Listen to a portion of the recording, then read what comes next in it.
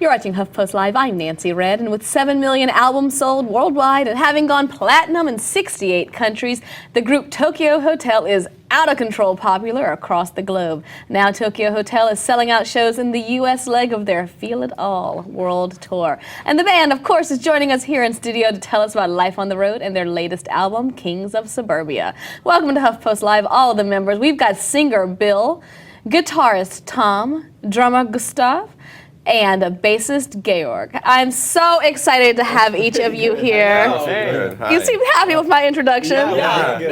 You got the name Georg right. That's right, I did. I did. We're friends now. We're there. All right, so here we're having this conversation. How has the tour been so far? Has it been the absolute amazing experience you were hoping for? Oh yeah, so much fun. Because we haven't been in the US for a long time. I think the last time we toured the US was in 2008.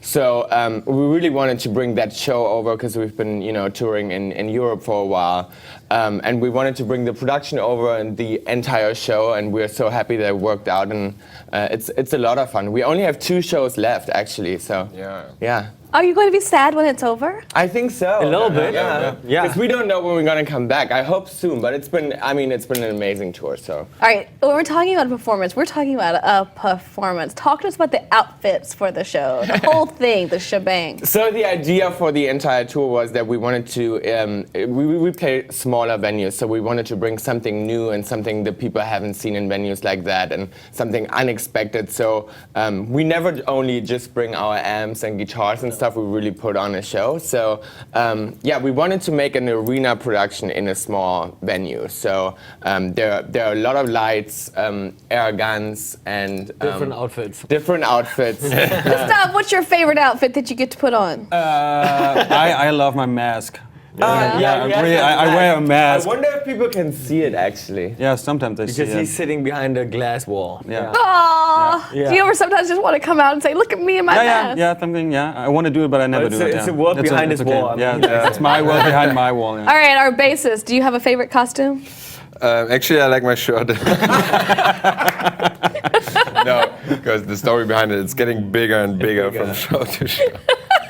Well, everyone loves everything you have to offer, whether or not you're behind a glass wall or not. Stop, they still love you. And we have tons of people watching right now. Can you just give a shout out to your fans? Yes, hi everyone. Hi. Thanks for watching. Okay, because they absolutely love you. We have thousands of commenters commenting and being so excited about being here. I'm going to start with right here, Sandrine Alien. How can you describe your fans in only one word, in parentheses, except aliens? You can't call them aliens, which I know is a huge bummer. It is actually. They're intense. I would say intense. And passionate.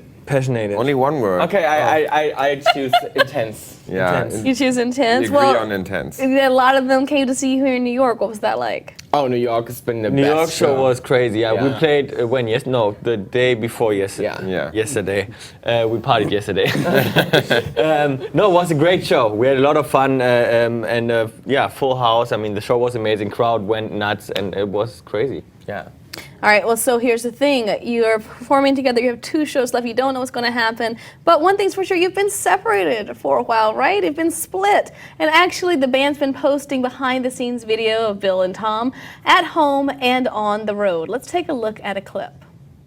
LA has been so different for us for just the living situation and the privacy. We can do the simple things, just go out and do fun, normal stuff. I mean, be on the street, walk somewhere, be with friends and all that. I mean, it was one of the main reasons why we came to LA.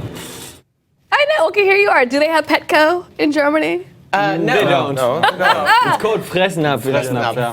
Which one's better? They're the same. About the same. Yeah. About the same? Yeah. Because here's the thing, what's the biggest difference besides there not being a Petco between life in Germany and in Los Angeles? It's actually fascinating, right? Because you would think of Los Angeles as more people obsessed with you. Do you find that to be different? See, but that's the thing. I feel like so many people come to LA because they want to start a career. Yeah. And for us, it was the opposite. We wanted to hide. So, which actually works out perfectly because all the people there just want to be famous so bad. And they're they look fighting for attention. They look for attention. So for us, it was just perfect to hide between all these people, So it was the perfect situation for us to find, some peace. Do you miss them?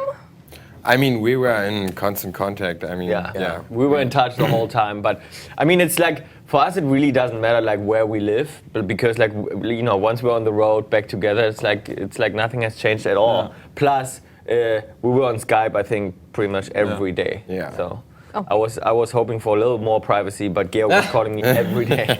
Yeah, you have to have your of Skype course, I time. missed him so much. I know. Well, here's the thing. People want to know what else you miss. Tom and Bill, do you miss your home country? That's what Mia2393 wants to know. Yes. No, I do. I think what I miss the most is Schwarzbrot, which is the dark bread from Germany. So I miss German bread and German cake and just the food in And the general. Autobahn. German the Autobahn, Autobahn, no yeah. speed limit. That's what I miss too. But we also miss family and friends sometimes. But I don't want to complain. I like living in LA. Yeah. Well, so much has happened in 10 years since your first debut single came out. I'm sure it's hard to believe it's been 10 years. But are you celebrating? Tomorrow is the big day. Yeah. 10 years, y'all. I know we have to do something. I 10 can't years. believe it's been 10 years. We were partying the last 2 nights already. I'm already like hungover. It's crazy. But 10 years monsoon, yeah, it's great. I mean, we have to do something for sure. Yeah, I think we should do some kind of like after party with the fans or something like that. That would be fun. Well, speaking of that, I got a fan who would just die to be invited to your after party. We have so many people from our Huffpost Live community who left video questions, tweets, and comments in our comment. Well, you're still doing it. Keep it coming. We're reading them, and we're so grateful to them. We won't be able to get to all of them, but thank you so much. But we have some people who are lucky enough to be a part of our community already, who are joining us today because they had advance notice. The first up, we have B. How are you, B? Are you freaking out right now? No, I'm fine. Keep it easy, keep it breezy. That's the kind of girl that gets invited to the after party. What's your question for the boys? My question is, what inspired you to start making music from the beginning? I guess when I was 6, I was watching TV and I saw a concert of Nina, she's a German singer, and I saw her and I was like, well, I wanna do that, and I became a fan. I bought like all her cassettes and I was like singing along, and then our stepdad is a guitar player as well in a band, so he put the first guitar in our room. And yeah, I think like a big part why we started was our stepdad actually. Yeah, because like he gave us everything and he taught me how to play guitar and like teach Bill how to sing a little bit. He was really a big part of it. What did he think about all of this that came from that? I mean, he didn't see that coming. No. Like, I think never, he ever. still can't believe it. Yeah. So he's been on tour with us, and he's like, "That's so crazy." I mean, he's super happy for us, of course. Like we never thought that's gonna happen. What about you in your life? Did you think 10 years ago this was going to be so amazing? No, I don't. I think we all nobody that. accepted that. Nobody. When did you realize that this wasn't just some kids playing around? This was Tokyo Hotel. Well, actually, because we all went to school. I mean, Tom and me were 15. We were still in school, and then in our summer vacation, summer vacation. Yeah. Our first single came out, and then it went to #1. Everyone was super surprised. We never expected that, and then we couldn't go to school anymore.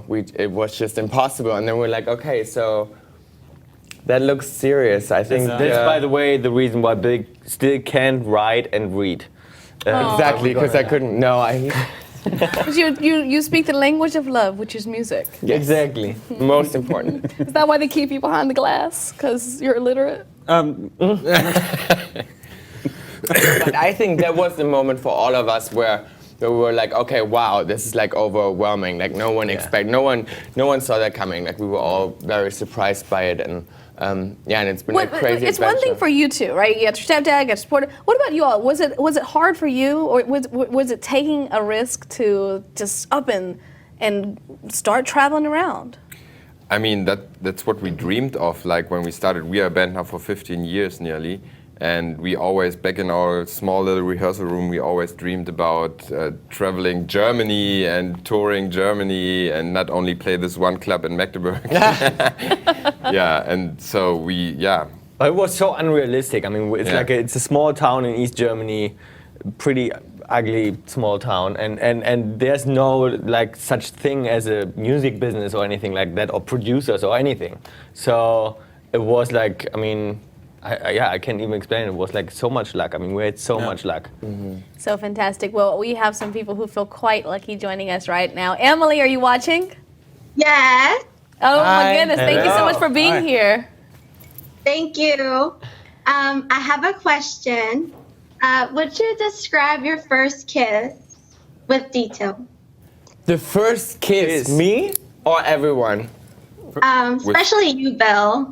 Well, so Tom But not the kiss downstairs. and me kissed the same. It was the same girl actually.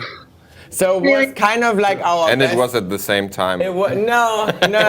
Tom was first. I gotta say that. So she was our best friends, and we were like pretty young, and then we thought we're just gonna try it out. And then Tom was first, and he told me all about it. He hated it. He was like, "Oh, it's like super gross and disgusting." I was like, "Well, I want to try it too." And the next day it was my turn. So I didn't really like it, but I mean, I feel like no one likes their first kiss, right? It's like. What was the first kiss that you actually liked then? I guess It was like 2 days ago, I think. Yeah. Right? I mean, No, I think with my first like real relationship when I was, you know, in love with someone, I think that's the first time you really enjoy it, right? You know, when you're a little older, I guess. So, yeah. yeah, You we were don't know young. what you do when you're like We were 12 young. or 13. Yeah. So, Well, I have to ask, I'm sure you're wondering too, when you kissed the same girl, were you more identical on the identical spectrum of strength? Did she know it was two different boys? oh yeah. yeah. She was very aware of that. She was aware of that. She was wild. She was a little. Yeah. Are you still in contact with her? No. Do you have the phone number to pass along to your friends? Maybe she's watching and she can like call in and we can have a laugh. Yeah, that'd be awesome. Emily, we'll just have fun. But that actually does lend into a question about the evolution of your style, right, over the years. Like how have we gotten to the Tokyo Hotel style mavens that you are today? I think for us the most important was always that we are authentic. Like I never tell, you know, the rest of the guys what to wear, and it's the same thing with them. Like we are so different, and it's good like that. You know, we never had a stylist or someone who tells us what to do, and obviously, so. It was always about that. Just like we wear whatever we want to wear and what we are comfortable with and confident with. So, and I like to try new things out. And I think why there's so much evolution is just the fact that, you know, we had cameras around when we grew up. Yeah. I mean, we you know, grew up in the public eye and had cameras. I guess around. everyone when they look on at their like teenage pictures, they hate it, of course. So, and there are some pretty I mean, bad we're gonna ones look of back us, to so. this interview actually, and in like 5 years from now, we would think like, how can you wear that? I mean, it's probably the same with you. I mean, I don't know. I think but for it's Bill like- it's gonna be tomorrow. Well, one thing that's for sure is something that more and more modern men are enjoying is makeup, right? I mean, when did you start to find that makeup was a large part of your look? When I was very young in school, I was starting to like wear nail polish and color my hair and had piercings, and then I was into vampires, and then I started to, I guess it was like a Halloween thing. Till today, Halloween is like one of my, you know, favorite things. I love Halloween. So I was. Do they have Halloween in Germany? No. Not really. That's why I love being in LA, because they have We just- like we the pretty best much parties. discovered it here. I mean, I Halloween mean, was. we have but it Halloween in was- Germany, but it's not Yeah, we have that something cool like that. like in Yeah, it's Fasching. like- Yeah, it's more like No. fashion. Yeah, it's a little different. So, Yeah, it's a little different, yeah. But yeah, I was fascinated by vampires and stuff, and then I started to just wear it in school. And how would you say the evolution of your style? Not at all. I think my pants are a little tighter, but other than that, I think it's the same. He's actually starting to wear a lot of my stuff, and he That's never. not true. Of He's course actually it's wearing a lot of true. my stuff. I mean, look how Sometimes he goes in my closet and just grabs like things, and then a couple of like months later, I see like, oh, where did that go? When you Tom? see this leather pants, be Yes. careful because he borrowed that from Lenny Kravitz. So he's Oh, opening up. No. well, then we should ask you to just, you know, can I see you do a rock split? Oh no, Just- I can't. It's like already. Well, what about you? What have been the biggest changes in your I life? think there was no development at all. But okay, Cut his maybe maybe not I mean, style-wise, I cut- but what okay. about just like personality-wise? Have you come out of a shell? Have you retreated into a shell? The glasses, did you have the glasses 10 years ago? Yes. Yes, but my eyes getting always you? worse. I can't even remember. Getting worse, so I always have I mean, to on the wear- first pictures, I think you. No, there. you No, didn't. it was just for. I think the biggest change for you was the haircut, to be Yeah. honest.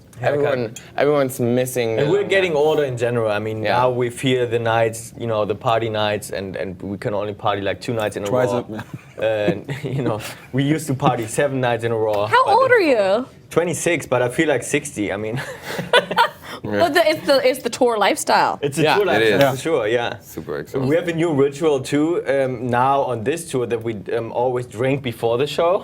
So because and After the show, we are and once we exhausted, have a yeah. ritual, we have to like do it because otherwise the show is not going to be Bad good. luck, So yeah. it's bad luck. So this tour has been really exhausting.